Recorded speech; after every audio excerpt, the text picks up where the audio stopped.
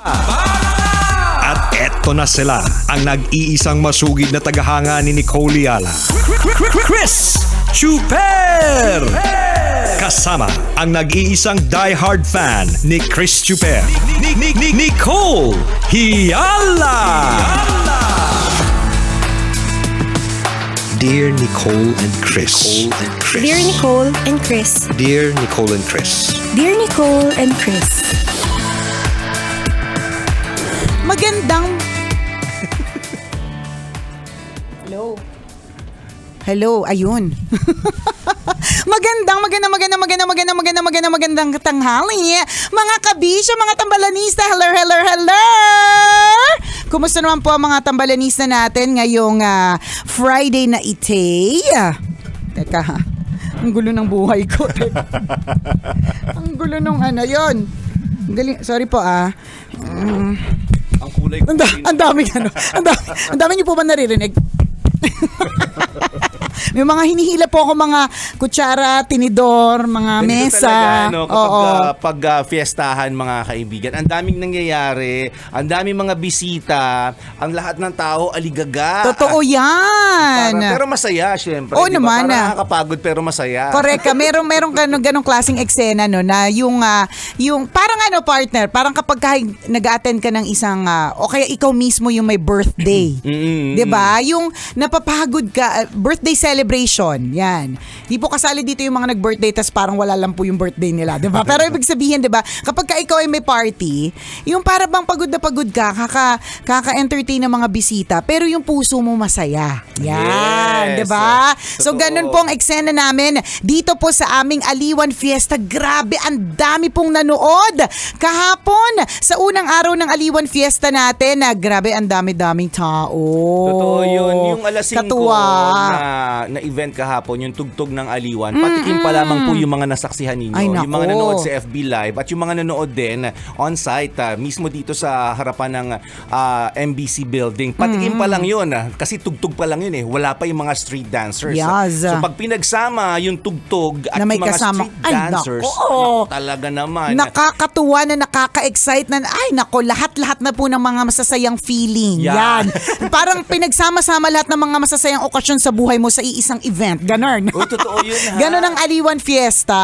Hindi malayong yun ang maramdaman mo. Kasi ako kahapon nung nakita ko talaga, nakakakilabot, no? Laging sabi nga pag naramdaman mo daw yung goosebumps, yun eh. Ibig sabihin, kakaibang happiness. Correct ka. Yun yung happiness na hindi mo maipapaliwanag. So, anak ko, kung di nyo pa po na-experience mga Tinayuan kabisyo, po. yung tayuan. Di ba Eto ganun na. ang goosebumps? Totoo. Ganun Tatayuan na. ka talaga ng balahibo. Totoo, ganun na. At hindi lang naman pala pag tinayuan ka ng balahibo ay nakakatakot lagi. Meron din palang tinayuan ng balahibo. Kung hindi nyo pa na-experience kasi some people, na-experience nila yung tayuan sila ng balahibo kasi kinakabahan, giniginaw, or di naman kaya yun nga, may mga kaluluwang ligaw, ganyan. Pero, kung hindi mo pa na-experience yung kinalabutan ka kasi ang ganda, di ba? Kasi ang saya ng pakiramdam. Aba, eto na yon. Kapag ka tinanong kayo ng nanay nyo, ay saan ka papunta ngayon? Ma, papunta po ako dito sa may tapat ng Aliw Theater kasi gusto ko pong tayuan. Explain mo, gusto ko pong tayuan ng balahibo sa sobrang saya. Ay, naku, malamang papayagan ka ng nanay mo. Sabihin, Oo minsan lang yun naman. kaya anak. Go! Push kita dyan, anak, 'di ba? Ngayong pangalawang araw ng Aliwan Fiesta, mga kabisyo, ay ang tinatawag po nating Reyna ng Aliwan Pageant. Yes. Ito po ay magaganap sa loob po ng Aliw Theater, kaya para dun sa mga interesadong makakita mga naggagandahang mga binibini. Yan. Na galing pa sa iba't ibang bahagi ng Pilipinas. 'Di ba? Ano kaya yung mga pasabog na mga costume? Ano kaya yung ipagmamalaki ng kanilang region? Meron kayang taga Bicol na magtatapon ng pili sa audience? Pili na? Saan namin binigay? Uy, di ba kanya-kanyang pasabog? Nyug-nyugan sila, correct. di ba? May mga, Magtapon ng nyug. true, may mga nyug na pagulungin. Hindi natin masasabi kung ano mga pasabog na pwede po nilang ipakita. May isang festival dito sa harap, ewan ko kung napansin mo, ang laki ng mga props sila. As in, mga bahay kubo na pagkarami-rami. Tapos may mga malalaking kawayan. Na Nako. parang story nila, si Lakas at si Maganda. Ayan si Malakas at si Maganda. Nako. So isipin mo naman, pagulungin sa harapan nyo si Malakas at si Maganda. Ay, sana gumulong sa amin papunta si Malakas. Ganon. Para pagulungin namin pabalik kay maganda. 'Di ba? So, ang dami pong mga surprises. Yung mga hindi mo malaman kung saan alin yung pinakamaganda kasi parang lahat maganda. Ganon. Ganon po yung eksena lagi na Aliwan Fiesta eh. Kaya nga sinasabi namin kapag ka nanood ka ng street dance competition, nagandahan ka sa contingent number 1. Pagdating ng contingent number 2, parang maganda din. Parang hindi mo mawari kung sino sa 1 at 2. Tapos pagdating mo ng 15, litong-lito ka na kung alin yung maganda kasi ang daming magaganda.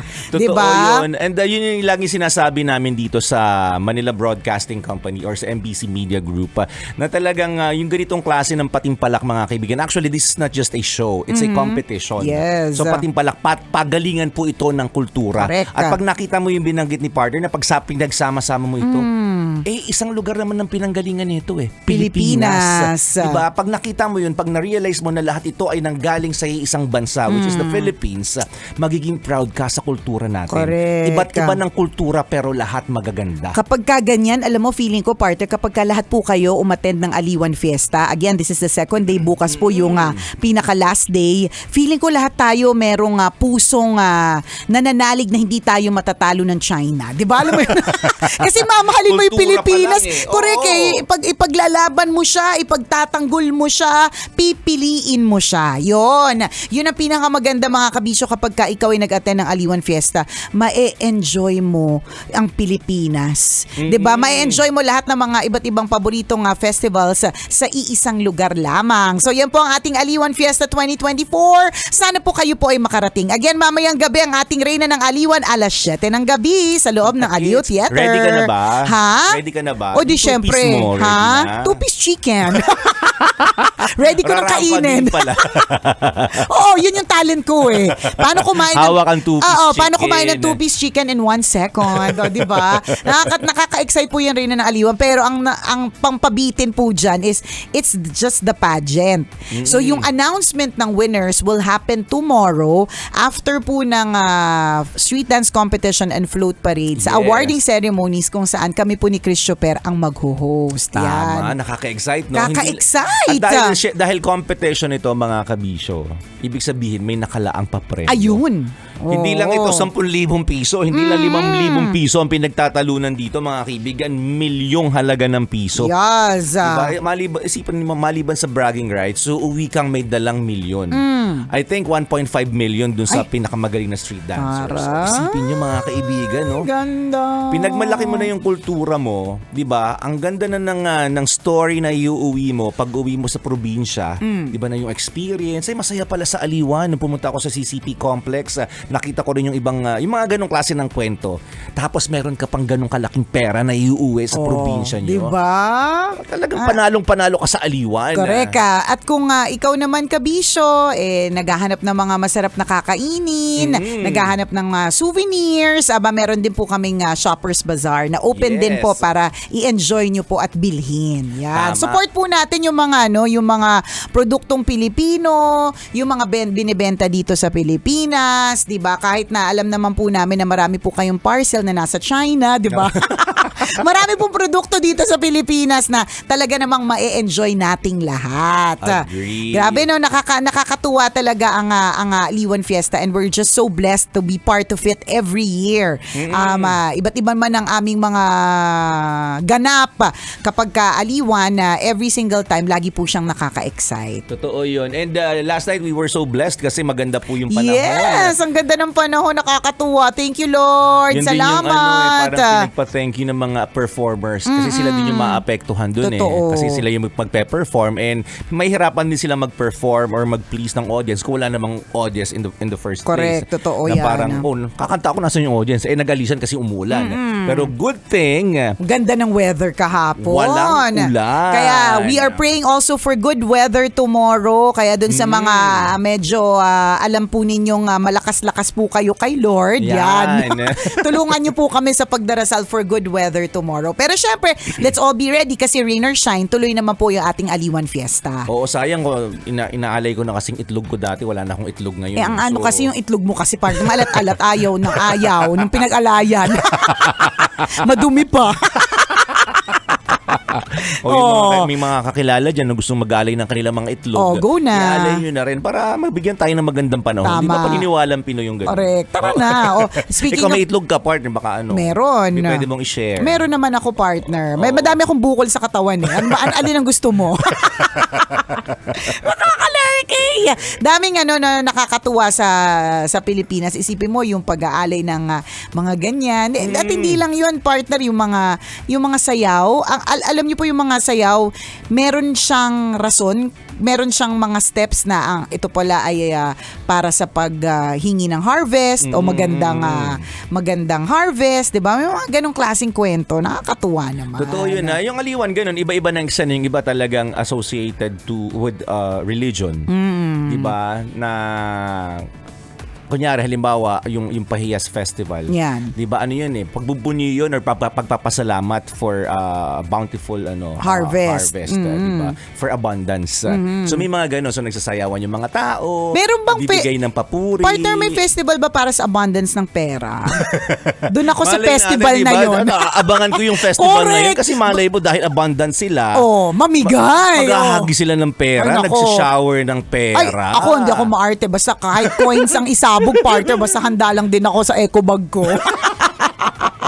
Wala pa nakaisip Oh, no? di ba? Sino nga kaya? Sino kayang festival ng gano'n, no? Tanga. O sagana sila sa pera. Anong pwedeng itawag sa ganung festival?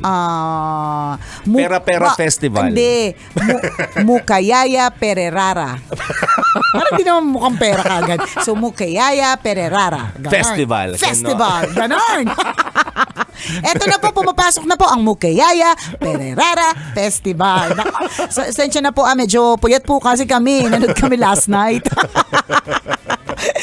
Basta punta po kayo talagang lagi po namin tong pagka malapit ng Aliwan Fiesta, and of course during Aliwan Fiesta, talaga namang yun yung lagi namin binabanggit sa radyo, sa social media, kasi we really want you to experience it. Higit sa lahat libre. Totoo yun. Hindi ba't lagi tayo naghahanap naman libre sa atin? Eto Di ba? na yun. Ito na yung Libre tisisit. libre yung manood Huwag kayong malito. Baka mamaya makaisipin libre rin yung pagkain. Ay, Wala po hindi. libre pagkain. Baka mamaya may pumunta ng kumuha ng bagnet lang ng ganun-ganun lang. Ay, sabi po sa Lab Radio, libre daw po. Hindi. Siyempre, nagde-negosyo din yung mga tao doon. Tama. Ganyan. So may bayad. Yung pagkain, kung nagutom kayo, order kayo Correct. somewhere, may bayad May yun. bayad. Kasi Kung papasok ng Star City, may bayad din. No? And speaking of Star City, of course, open po ang Star City. Maski Aliwan Fiesta tomorrow. But on June 30, it will be closed for a private function. Yan. So sa mga nagbabalak na pumunta ng Star City ng Sunday, kasi iniisip nila, ayoko na lang sumabay sa Aliwan, ganyan. Baka po malungkot po kayo, 'di ba? Kasi closed po siya for a private function. 'Di ba? Anong araw ulit June yun? 30 Sunday. Yan. Ayun. So again, Star City will be closed for a private function on June 30 Sunday. Yan. Ang ang sarap sa pakiramdam ng pinasara ko yung Star City. Oh. Gusto ko mag-Ferris Yung wheel yayamanin yung Oo, feeling, correct. no? Yayamanin yung ganong klase ng Kailan mo naramdaman yun? Yung parang meron kang ginawang desisyon na parang yayamanin tong desisyon ko, di ba? Pinasarap ko yung bahay namin kasi maraming namamasko. Ay, last taray. Christmas. Paano naging yayamanin yun? Mukhang nagtumatakas ka. Akala ko, di ba, pag pinasara? Pinasara ko yung bahay namin. Hindi. Ay, sara mo nga yung pinto natin, sabihin mo walang tao. Kala nila sila lang pwede makapagpasara? Di ba? Ang bahay namin, pwede din namin isara. Hindi yung mga ganun yung parang Exclusive. Kahit hindi exclusive. I mean, yung naramdaman mo na parang in a way, ay, medyo yayamanin ako sa part na yun ganon. hindi. Nung pinadaan ako dun sa parang VIP yung treat. Taray. Parang kinis na kinis sila sa akin. Oo, parang wow, bakit siya VIP? Ganon. Bakit may kasama siyang bouncer? Siguro may atraso. So hindi iniisip ng mga tao na ang pinoprotektahan ng bouncer ay VIP celebrity. Ang inisip nila may atraso, may ninakaw yan dun, no? Tingnan mo yung isang bisita, tingnan mo. pinaalis. Alam niyo po, nakadalawang tanong na ako kay Chuper, wala siyang maisagot. Pag tinanong rin yan sa akin pabalik, wala din akong masagot. Kailan ko na-experience o kailan ko na-feel na parang yayamanin ka talaga. Kasi ang lakas makayayamanin ng close Star City for a private function. Wala diba? pa. Oo, hindi tayo yung mga yung mga libre lang. Oo, Kunyari, ganyan. pag may event, tas may pa-VIP sa'yo. Ay, nung pumunta tayo, tapos nung first time ko maka-experience, makasakay ng business class. Ay, business class. Saan yan? Nung nag-event tayo sa Singapore. Ah, Oo. parang di business class yun. Business class. Hindi pa yun yung business class. Ano ba yun? Medyo business class. Ako naman, feel ko pa naman. Hindi pa pala yun. Hindi, porque malamig yung juice mo. Oo, Business class ka oo, porque kaagad. binigyan ako ng sandwich, Correct. chicken sandwich. Oo, Hindi pa. Hindi. Medyo business class lang yun. Oo, meron talagang business class na talagang bonggang-bongga. Oo, pang malakasan. Siguro yung private plane pwede. Hindi, kahit hindi private plane, yung business class talaga partner na yung mas maluwag talaga yung mga pwede mong ipatong yung paa mo, ganyan. Talaga? Mga ganun. Hindi naman ganun Sinihan, yung... business class ba yun? Kasi minsan... Business class sa sinihan? Ikaw, depende depende kung paano mo siya titingnan.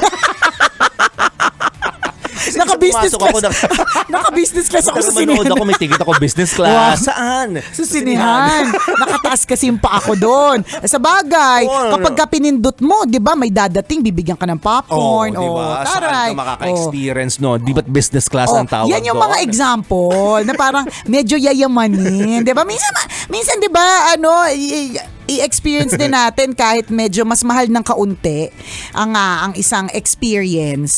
Pero kahit papano, alam mong talagang kakaiba din siya. 'Di ba? Yung ganon. Kaya lang nga, kung walang extra budget, okay lang yan. Mga sanay naman po talaga tayo sa masikip, sa mainit, Sanay sa tayo madilim. magtiis, in other words. Oo naman, because Filipinos are resilient. Wow.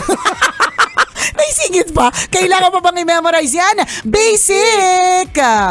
Kailangan pa bang i-memorize yan? Love Radio. Basic!